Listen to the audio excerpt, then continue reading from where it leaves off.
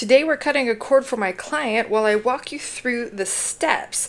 But remember, this is a door you are asking the universe to close forever, a line in the sand. So make sure you are aligned with that yourself. One way to know is to consult your guides. And if you're not sure how, I have a spirit guide meditation to help you. Just go to my other videos and find that one. But if you're feeling no internal conflict, let's move on. Here are our witchy tools. A small ritual plate on top of my ritual bowl. I fill my ritual bowl with various salts. There's twine, there's other salt that we're going to pour on later, scissors, small candles. Some of these are on my website. I do have a cord cutting ritual that you can purchase there if you don't have these materials on hand, or you can just go to the dollar store and pick up some stuff. In this situation, we have purple to represent the client. I chose purple for royalty. She's a queen.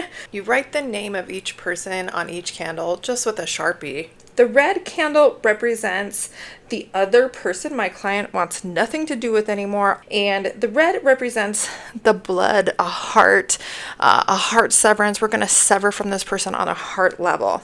So you're going to start with tying the twine, and that can be a little funny, but just make sure you tie and wrap it. I do it about twice. I've only done this myself with 2 people to cut the cords off from me, just because it is so permanent. You can do it in your salt bowl, but I do mine on the plate to interpret the behavior of the wax.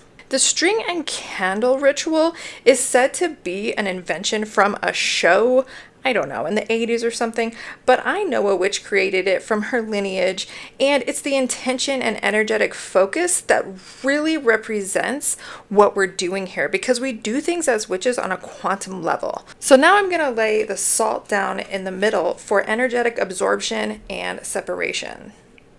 Melt the bottom of your candles so they can stay upright if you're not using the salt bowl like I am here. In the salt bowl, you can just stick them in.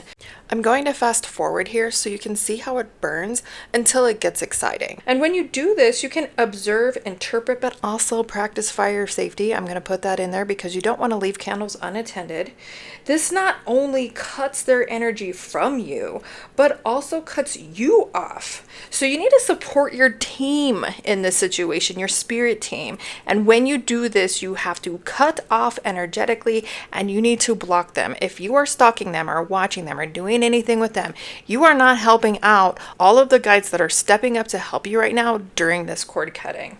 In this case, my client was first to start to sever the cord, but almost burnt herself out with the effort.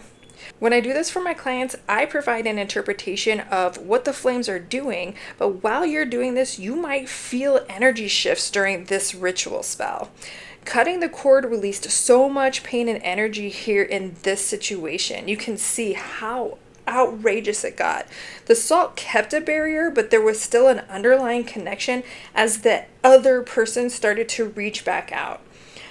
Now, I do have a 25 little spell book that's free that you can download in my bio if you want a tamer solution in this, because as you can see, it's pretty dramatic. There was still a small flame between these two, and I believe the other person was using that flame to grasp at and trying to energetically stay connected to our client.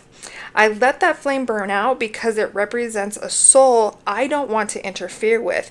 It could potentially be some sort of child that the other person is trying to manipulate, or a family member that they're trying to use to stay with them. And that person is going to, as you can see, burn themselves out, because really that path is their choice and it's not a part of what we're doing here. I add salt at the very end to complete that final separation and let the candle wax absorb. In the end, the other person burns out first and is no longer an issue, so our client can have some peace. Now let me know how your cord cutting goes. If you want to post some pictures in the comments, let me know. Or if you're just looking to get some support with this, go ahead and contact me through the links in my bio.